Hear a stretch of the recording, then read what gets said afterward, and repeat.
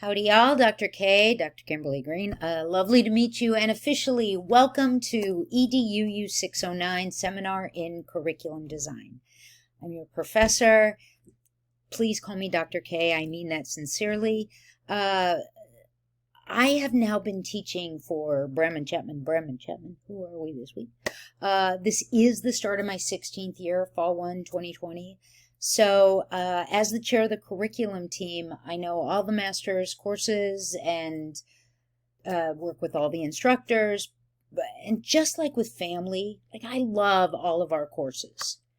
You don't love any child more than the other, but this one is one of my favorites. And I hope that you truly love this course as well. Now, you'll hear me throughout this course talk about someone named Seymour Papert, who is one of my heroes. Out of MIT, and he used a phrase called hard fun. When you're really into the flow, when the challenge is meaningful and you're just enveloped in what you're doing. And I hope you experience that throughout this course because it's been designed for that. Now, I have taught everything there is to teach from pre-K and Mommy and Me all the way through K-12. And then undergrad, worked out in the corporate world, and now here, graduate level. Before coming to Brandman 300 years ago, I was an adjunct for Pepperdine, which is where I actually got both my master's as well as my doctorate in educational technology and leadership. So when I tell you that in this course, yes, we use wikis. Yes, we have multiple forms of technologies that are embedded. They're all here purposefully. There's no work here. There's no technology here that's just thrown in because it looks good on paper. I promise you that yes, there's a lot of work in this course, but all of it is designed for you to empower you to authentically elevate your practice, whether you've been teaching for 5 days or 5 weeks or 500 years, like some of us. I promise you, we are working as a community of practitioners, and everyone has something to bring to our collective table. So please, the threaded discussions are very important. In this class in particular, I am a constructivist professor. If you're not clear with the difference between constructivism and constructionism, okay, we'll get there. Don't worry. But I'm telling you up front that all of the work, and yeah, in the beginning, there's a lot of little things to kind of set a baseline and for me to get to know you better and for you to kind of get an idea of where we're going. Lots of little things in the beginning. Everything is scaffolded. Everything is purposeful and meaningful. So prepare now to be fully invested. This is not one of those courses that you can wait till Sunday and read the book and answer the questions and walk away going, yeah, nailed it. Doesn't work that way. And we'll get into more specifics in a bit. So with the course, everything that's shared with you, please do go through. Sometimes I'll say, here's an article. I know it's 20 pages. It's a skimmer. Just go through the headline, see if anything grabs you. Or you've got to read this, means you've got to read it. Okay? As we go into our weeks, I want you to note that, yes, the course opens in preview. When we get started, our Brahmin week is always a Monday through a Sunday. Unless otherwise noted, everything that's due that week is always due Sunday night, with one big important exception. And that is every week we have a threaded discussion.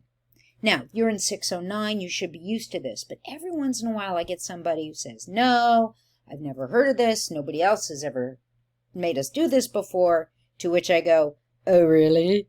Because I'm the chair of the program. You want to tell me which professor's not holding your feet to the fire for the Wednesday night deadline? Let me know. And I don't say that like, I say that because the Wednesday night deadline for your first post in the threaded discussion is very important. I shared with you I'm a constructivist. This entire program, our School of Education, is a constructivist-oriented institution. You have to be able to authentically engage, to be present in your learning process. Otherwise, it's not real growth. It's like playing Jenga, where you may be stacking idea upon idea, but you're not constructing something that is truly yours and meaningful. And again, we'll get deeper into that. So please note, all of the rubrics you will find inside course information. The threaded discussion rubric has been updated. Yes, it's fall 1. To be in 609, you've completed at least a handful of the core. Hopefully all of it, but that's another conversation. Yeah, you want to go through all of the rubrics, including the threaded discussion rubric, because it was updated for this new academic year. So along with, we want you to be successful. There are no surprises. All the assignments, the big guys with the points, they're all broken out. The threaded discussion rubric has been updated. So, basic stuff. Frequency. The student contributes 3 meaningful posts to the discussion forum across the week. Across the week. Again, Wednesday night is when your first post is due. By the time you go to bed. Don't panic. Oh, it's 6:30 p.m. Before you go to bed. If you're a night owl and you don't go to bed until 2 o'clock in the morning, so the post comes in at 1:52 a.m. Thursday morning, that's okay. It's the spirit of the thing, so that we have Thursday, Friday, Saturday, Sunday to all authentically engage in conversation. And I mean that. And you'll see that in my feedback. You'll see that at the beginning when I do engage. I try to handle threaded discussions personally with a light touch.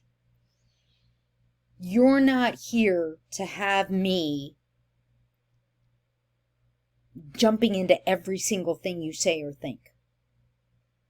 You're here to have me guide your learning and give you feedback and help you stay on the right track. But in the threaded discussions, that is your cognitive sandbox to build and share and show and debate. And you need to be present in that process. This is not a bulletin board. I post my post. I wait a couple of days. Oh, I'll look through. Okay, I remember her. I'll read hers. I'll respond to hers. Wow, great job. I like what you shared. That was so meaningful. Have a great day. Nope. Nope. Go through this rubric, but know that the frequency is for you. It's not to be punitive. It's a best practice, particularly for adult learners. For all learners, but for adult learners, because our lives are so compartmentalized. That's how we survive. We keep things separate. School, here. Okay, I wake up in the morning. First, I'm a parent. I got to go and get the kid up for school. Make sure everything's good there. Then I am a professional doing my job. I'm working. I'm giving feedback. I'm answering emails. Then later, I'm the family's chief technology officer. I'm trying to fix an iPad. I'm trying to fix this. Then I'm the family's chief financial officer. I'm paying the bills. I'm making sure. Okay? We compartmentalize to succeed and survive in the world. But as learners, that gets in our way. That impedes our ability to transfer and translate what we learn in a formal academic setting out into real world action and practice. So that 3 different days across the week, first post due before you go to bed Wednesday night, it is what it is. And it is purposeful. So, there you go. I can't say I didn't tell you. And then go down through the rest, staying focused throughout the first response. The prompt is where we start, not where we end. The quality of your cognitive engagement, bringing in an outside resource. This is a biggie. Any kind of outside resource that you feel informs the conversation or helps raise new questions for you, makes you think deeper, or you think is so antithetical to what we're studying that you bring it in so everybody can go, hey, can you help me understand what in the world does this have to do? They're saying this is what curriculum should be. I don't think that aligns. You want to engage in conversation, but as Dewey said, school, education, is not an escape from life. It's a part of life. So by bringing in an outside resource, yes, outside resource, a news story, an Edutopia story, something going on in the world, a video, I don't care what it is, but it's got to be something outside of our class that you bring in anywhere across the week. Doesn't have to be the first post. Some people like to purposefully save their outside resource for their response posts, nice English, response posts to their peers so that it helps them engage in a richer conversation.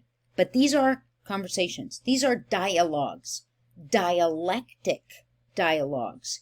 You come to understand the truth by engaging in this process of really creating meaning. All right? And then we get into quality of academic engagement. So there's individual cognitive engagement as well as academic dialogue engagement. This is a master's level course. I know it asks a lot, but it's a master's level course. For you to be at this point of your studies, you're prepared for this. And it's what's expected, and I will support you, and we will get there together. But I'm telling you right now, you've got to be present and mindfully so. All right? And then again, there are rubrics for everything. All right? Blah, blah, blah. What is curriculum? A lot of little things at the beginning, again, to set the stage. Our midterm, we will talk about more in our live meeting. Week 2. It's a lot of fun, but there still has to be that academic gravitas to it.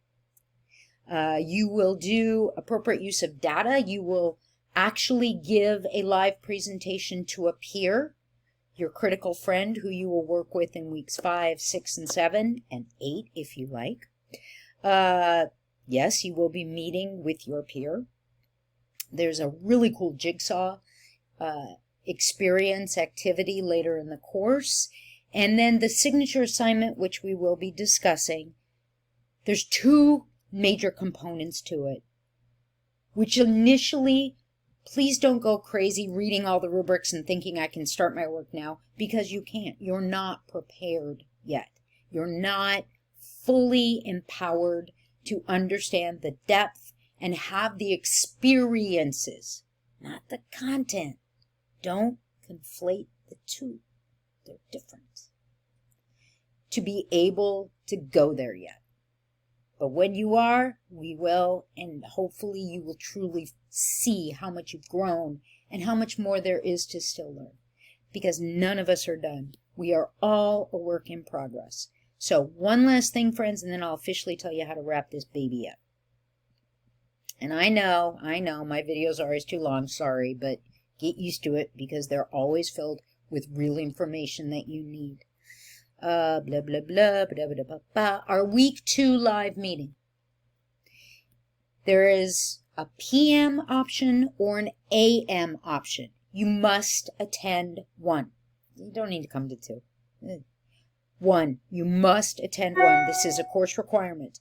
If you absolutely cannot join us on September 6th at 7 o'clock p.m., or on September 12th at 8 a.m., you need to email me immediately. There is a makeup assignment. It's not fun. Coming to the meeting, I promise you, it's hard fun. It's engagement and it's good stuff. It's a heck of a lot more fun than the makeup assignment sitting all by yourself in your kitchen with your laptop. I promise. All right? So it's a get acquainted with the class, good stuff. Now, point something out to you. Normally when I do my open office hours, I use Zoom for that. Zoom is easy. All that information is in the course. There's the click for the virtual office. It's there. Every Monday from 4:30 to 6:30, virtual office. Please, I'm online. Come in, ask questions. If you just need somebody to hear you. As much as I love to talk, I'm a pretty good listener. All right, so please know that's there. But when we do our live course, we will be using Adobe Connect. Partly because I am old and like it, and partly because I'm old and I like it, I have so many bells and whistles, particularly related to this course, already built in. It's different than Zoom. But you do need to log in early and do a test, and all of that information, again, is here inside Virtual Office. So yeah, you need to go through everything that's shared with you. All right, friends, how do you wrap this baby up? I'm going to give you, as clear as I can, my expectations. No baloney. Then think about them for a minute. Authentically, and send me an email, kgreen@bramman.edu, green with an E at the end, because my in-laws are pretentious, but that's another conversation. Send me an email. How do you feel about those expectations? Do you agree with them? All good? Rock on, Dr. K. I'm right there with you. I really appreciate them because, note the because. Or do you have an issue? And if you have an issue, speak up now, and we'll discuss it now, so that we are truly working off the same page, moving forward as peers in our educational processes and practices. All right, so here are my expectations. Number one, you will bring your best self to this work. We all have those days, and considering with the COVID and the drama, we've been all having a lot of those days. Okay, so when you are going to sit down and do your work, or if you're like me, I work off a treadmill, if you're going to walk and do your work, you take that moment to go, okay, mindset, 609, curriculum design. This is for me. Here I go. Bring your best self to the work. I expect you will do that. I expect you will meaningfully engage a minimum of 3 different days across the week. 3 different days. Not only is it a best practice for adult learners, I talked a little bit about that with the threaded discussions, but also it makes the work more enjoyable. If you sit down and try and hammer out 10 hours on a Saturday and a Sunday, you are not going to be present. You're not going to enjoy anything you do because all you're doing is going, oh my God, there's something else I have to do. And I still got to do this. And I still got to do that. And all your attention, I don't care what you think you're focusing on, is going to be back here going, okay, I got to get this done so I can get the kids fed. I got to get this done so I can get the kids fed. You're losing out on your own opportunities for growth. So, when I give you this expectation, it is for you. I expect you will engage at least 3 different days across the week. Maybe 1 hour on a Monday. Maybe you take Tuesday off. Maybe 90 minutes on a Wednesday so you can get your threaded discussion post in. Maybe you take Thursday off. Maybe Friday you do an hour early in the morning and 2 hours later at night. Saturday, get up, do 90 minutes in the... I don't care how you break it out, but I promise you, it is a game changer. It really is. This is for you. This is about you. My expectations are here to serve you. All right? Here comes my last expectation. You will go through all the feedback I give you. You will use the feedback I give you. I give you so much stuff. You're going to be so sick of this nasally Midwestern twang by the time this course is over. It'll haunt your nightmares. But it is. I get it. You'll get videos. You'll get podcasts. You'll get text. You'll never just a number. The points are shorthand. Points tell us nothing. Really. They're shorthand. Oh, okay. Doing okay. Dig in. Click in. There's a reason why at the very beginning of this Prezi, where you're accessing this video, I specifically pointed out, where do you find my grades?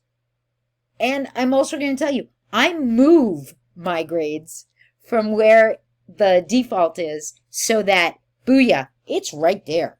You can't miss it. It's not hidden in between something. It is right there at the bottom of that tool section. I will be sending you messages. I will be emailing you. So part of using my feedback is knowing you've got to keep checking your emails. You've got to read what's in the grade book because there's going to be messages. I will do everything I can to support you. I promise you, your learning is my goal. I am this nerdy. I am originally from Iowa. I am as corny as you can get because that's who I am. Yeah, there's no pretense. I mean, look at this hair. Could somebody with this hair actually pretend like they had an ego or pretense or anything? All right. So again, Dr. K, lovely to meet you.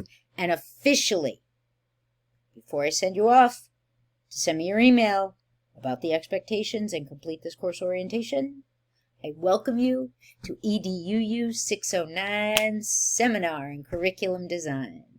Here we go.